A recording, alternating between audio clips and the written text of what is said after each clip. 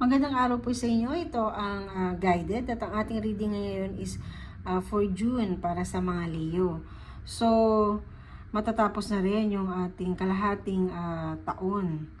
So, nararamdaman na natin ngayon dahil sabi nila nga ang June is parang siyang restart, revert.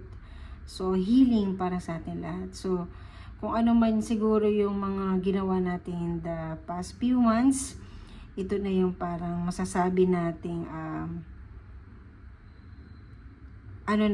yung pinakasagot sa mga tanong natin at mga pinaghirapan man natin ito. Siyempre kung positive yung pinunla mo, definitely positive yung mangyari. So kung nagba-manifest tayo ng ganito, the whole na kalahati ng taon is masasabi natin na ito na yung ibinigay sa ating sagot ng nasa taas.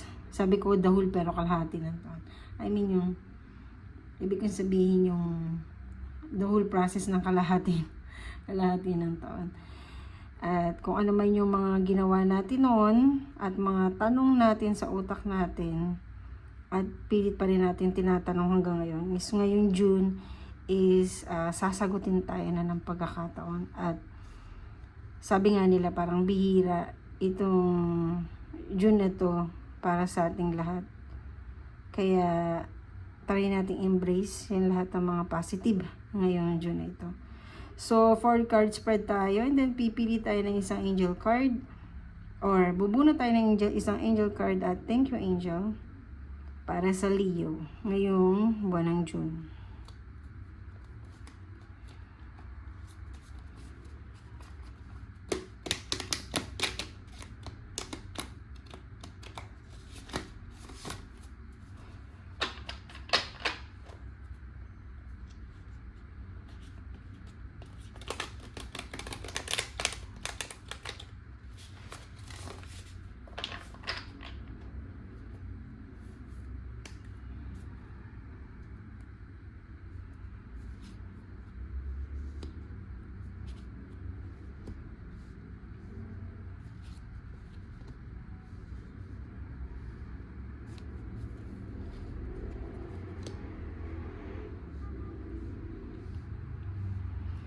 So, ngayong buwan ng June, Leo, ang yung overall environment is about yung goal mo before na hindi mo na umpisahan o isang plano na hindi mo pa nauumpisahan o feeling mo na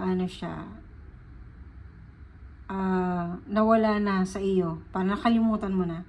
And then ngayong June, marirealize mo na yung pala yung dapat mo nang inumpisahan noon pa at ito dapat yung nag-focus ka before. So parang babalik sa'yo. So more on ka ngayon pagbabalik ng iyong mga passion, pagbabalik ng iyong determination, pagbabalik ng iyong compassion kasi nga parang masabi natin na naging matigas ka the whole yung mga nakaraang buwan at parang meron ka lang gustong patunayan sa sarili mo. So kung ano man yung nakafocus ka before or yung goal mo na yon o yung dapat na ginawa mo na is totally na erase na sa'yo dahil doon, and then nag-focus ka sa ibang bagay na alam mo lang makakatulong sa'yo in a short term lang, pero nakalimutan mo na yung isang pinaka gusto mong gawin o pinaka pinili mo na maging purpose mo or feeling mo na purpose mo and then nakalimutan mo siya. So ngayong June masasabi mo, ito nga pala talaga yung purpose ko. So meron kang ganun ngayong June na to kung saan babalik mo yung iyong passion at definitely gigisingin ka ng June dito at yayanigin ka niya ito yun, ito. Then unexpected na makakuha ka ng isang support sa isang group kung saan pare-parehas kayo na gusto gawin yon. At kaya sinasabi ko sa'yo na parang bumalik kasi mismong may mag-aalok sa'yo or mismong mayroon sa'yo mga tao, group of people, or family mo possible, o mga kaibigan mo na parang i-remind sa'yo na dito ka and then kasama mo kami. So, hindi ka nag-iisa, tutulungan ka namin para mas maumpisahan mo na yan o umpisahan natin kasi hindi lang dahil para mas makatulong sa hindi makatulong din sa amin.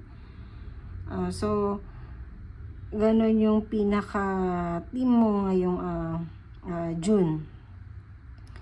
So although nasa stage ka ngayon ng the Hierophant, kung saan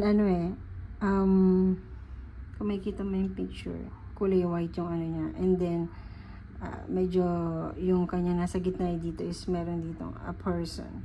Possible tong person na ito yung bumabagabag sa kanya o nagbigay sa kanya ng difficulties, at yun pa rin yung iniisip niya. So, itong tao na ito ay nagiging mabigat sa kanya at nagbibigay sa kanya ng weakness kung bakit siguro nawala yung passion na yun. And possible itong tao nito ay nawala na sa mundo. Kung nawalan ka ng isang mahal sa buhay at hanggang ngayon ay naglulok sa kaliyo, masasabi natin siguro na yun yung nagbibigay sa iyo ngayon ng lungkot. But ngayong June, may mga tao o mga group of people na baga ibabalik yung dating ikaw at maumpisahan mo ulit ang buhay mo ngayong June. Dahil by the end of June, yung iyong pagiging sabihin natin yung parang helpless mo na parang walang tumutulong sa'yo is masabi mo ngayon na parang overflow ka with people na sinusuportahan ka, na before hindi mo lang sila napapansin pero nasa paligid lang sila at tinitignan ka lang nila kung kailangan mo ng tulong. At ngayong June darating sila sa'yo. So kung merong isang tao nagbigay sa'yo ng heartache ng mga nakaraang buwan o nakaraang taon, possible itong mga tao na to yung sa'yo, tutulong din sa'yo ngayong June para maumpisahan mo o ikaw mismo is ibalik kung ano man yung nawala sa'yo na spark sa lahat ng bagay. Medyo nakita ko naging malungkot ka, Leo, dahil sa pinagdaanan mo, but definitely itong mga tao na to is sila mismo yung aalok nila yung sarili nila sa'yo. And more on itong June mo is about your emotion talaga. So overall itong buong June nito ay parang isang healing sa'yo ngayong June na to, Leo. At napaka-positive tong healing na to. Itong healing na ito is magbibigay sa'yo ng pagkakakilala mo sa sarili mo na nawala na sa'yo before at ngayon is bumabalik na siya unti-unti. And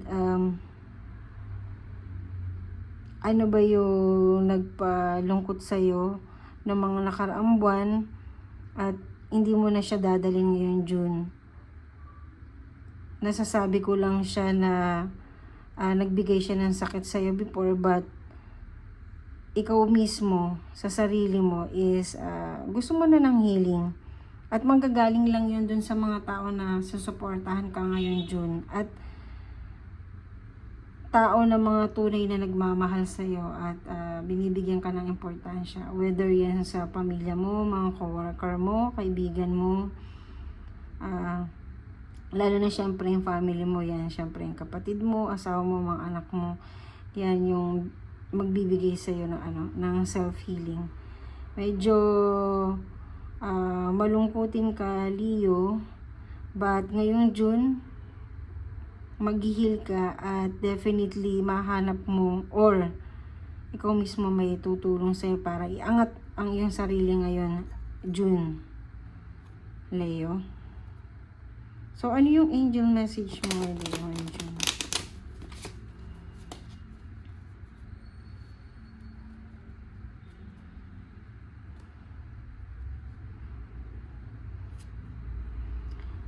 a year from now. So, a year from now, yung mga tao na tumutulong sa'yo ngayon, sila din yung gagawa ng mundo mo. And a year from now, definitely surrounded ka pa rin nila.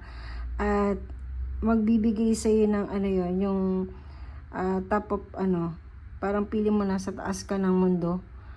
Sabi mo na pagdaanan mo lahat at nagpapasalamat ka sa mga tao na yon.